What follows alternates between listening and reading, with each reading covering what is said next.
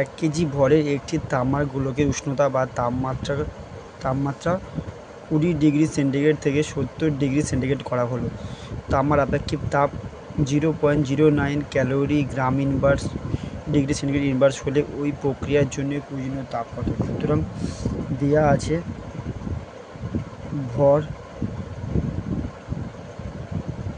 m সমান 1 KG সমান 1000 গ্রাম, আর দেওয়া আছে এস আপেক্ষিক তাপ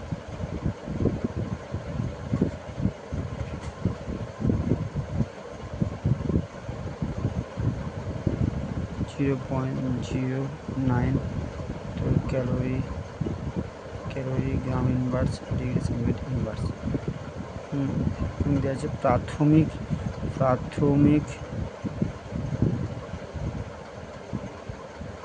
উষ্ণতা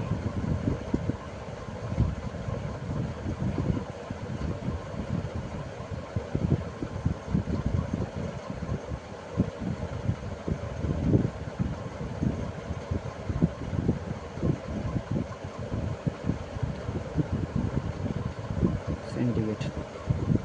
তো আমরা জানি Q equal to MS T2 minus T1।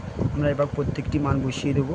Q equal to M কত, এবার ভালো করে ফলো করবে। এখানে M দেওয়া ছিল 1 KG,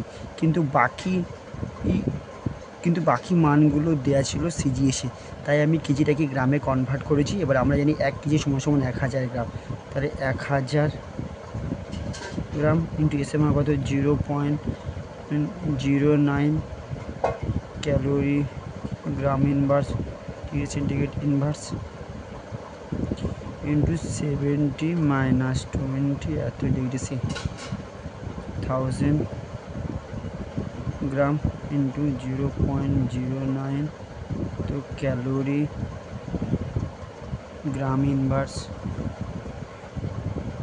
degree centigrade inverse into 50 degree C. Okay, C কেটে গেল, গ্রাম কেটে গেল, পয়েন্ট তুলে দিয়ে নিচে 100 কেটে গেল, 10 90 ইন্টু 50 5 9 45 4500 এত ক্যালোরি। সুতরাং প্রয়োজনীয়